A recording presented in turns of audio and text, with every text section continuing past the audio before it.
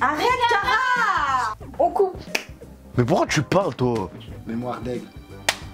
Action! Batterie. Ah!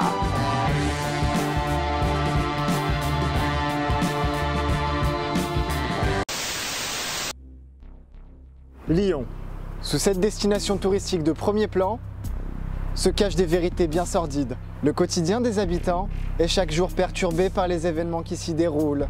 Entre cyclistes agressifs, escaliers de l'horreur et éboueurs un peu trop familiers, rencontre avec ces habitants qui ont accepté notre caméra. C'est un reportage d'Anne-Laure Parsk et Philippe Bonville pour Croix-Rousse Média Magazine.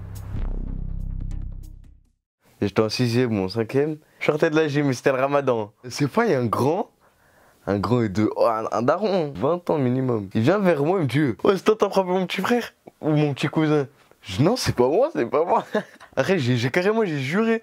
Après, il me dit « T'as pas honte, tu jures et tout. » Il me prend, il me ramène vers son petit cousin. Ah oui, je me chiais dessus, j'ai cru. Son petit cousin, il allait dire oui. Son petit cousin, il dit « Non, c'est pas lui. » Oh là là, la pression, elle s'est relâchée. Il m'a fait un câlin. « Oh, c'est Mahli, mon frère, désolé. » Après, je suis parti. Oh, j'avais les larmes aux yeux. Beaucoup de personnes utilisent les bancs installés par la ville.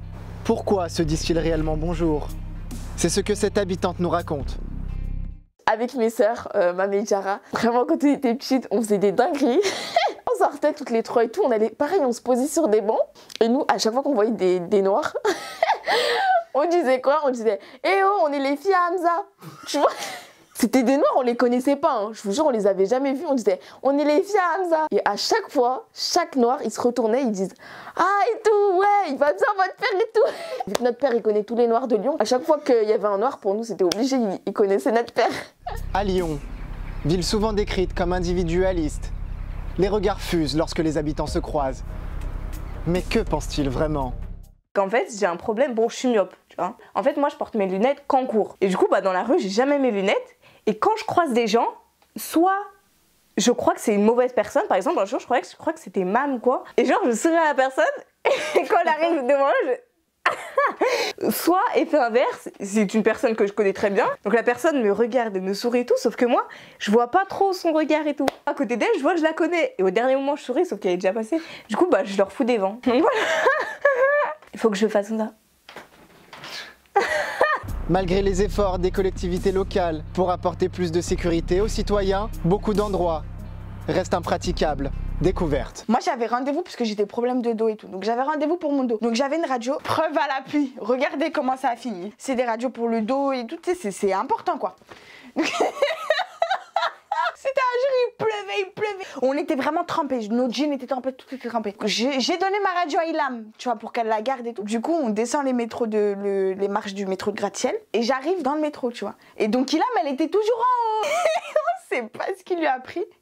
Elle descend les marches au milieu des premiers escaliers. Elle tombe, mais droit, genre. Et elle est arrivée par terre au bout. Elle est tombée. Mais comme jamais personne n'est tombé. On a commencé à pleurer de rire. Et elle était toujours par terre. Elle se relevait pas. Les radios, je ne sais pas où elles étaient. Et on la relève, on voit elle est toute rouge, elle a des larmes comme ça. Et oh, quand je te dis, on pleurait de rire, genre des larmes, des sanglots. L'insécurité est grandissante au sein des pentes de la Croix-Rousse. Les agresseurs prennent parfois l'apparence de citoyens tout à fait honnêtes. Donc en fait, avec Fatchi, tous les matins, on commence à la même heure. Et donc on va ensemble au cours et tout. Du coup, un matin, on voit un éboueur qui s'occupe des feuilles et tout, bref. Et il nous dit « Oh, vous êtes jumelles et tout. » En fait, c'est trop drôle parce qu'il dit, à chaque fois qu'on le voit, « Oh, si tu passes le bac, tu peux passer à l'autre. Hein. Oh, le permis, tu passes à l'autre. Hein. » Et du coup, chaque jour, « Ah, salut. Oh, le bac. Hein. » Maintenant, c'est notre sahab avec Fatchi. Genre chaque matin, wesh, gros big up à toi, vraiment. Genre, ah ouais. Insécurité toujours. La Croix-Rousse est arpentée par un gang de véganes à vélo. L'intimidation est très souvent utilisée pour empêcher les habitants de passer à l'action. Rencontre avec cette habitante qui ose dénoncer. C'était samedi, on t'attendait bien sûr comme d'hab, mais c'était drôle. Bon voilà, j'étais quelque part sur la voiture et là il y a un mec qui passe en vélo et tout. Genre on se regarde, il me regarde, je lui regarde.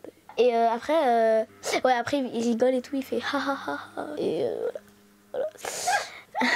Est-ce qu'on part sur un bide?